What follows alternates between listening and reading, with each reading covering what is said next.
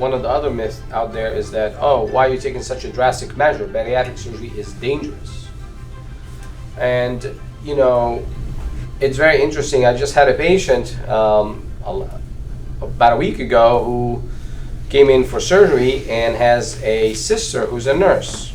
And not to, you know, say anything negative about, you know, healthcare professionals, but some of the opinions given by our healthcare professionals to patients are not really well researched and totally scientific. So the person and the healthcare professional gave her an advice that the procedure that we suggested for the patient was too dangerous and she cannot have it unless she has, and she suggested what type of procedure the patient should have.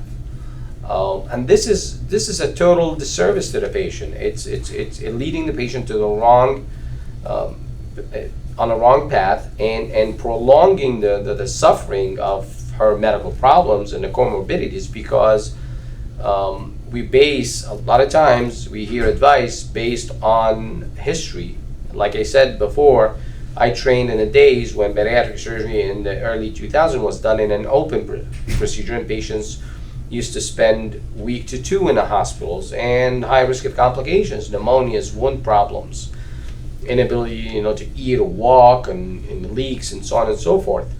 In this day and age, the risk of complications from bariatric surgery is not more than 1 to 2% collectively.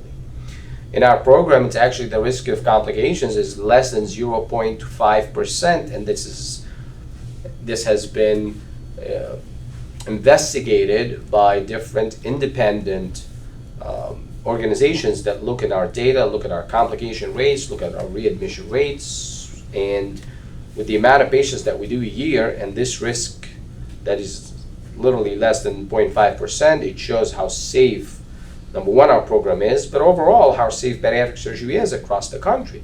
For example, the risk of death from bariatric surgery is less than 0.1%. There's supposedly one of the safest procedures performed in the hospital today compared to other procedures that patients just, when they tell their family members, I'm going to go get my hip replaced, no one tells them, no, don't get your hip replaced, it's too dangerous. Even though the complications from getting your hip replaced when you're overweight far exceeds bariatric surgery when you're overweight.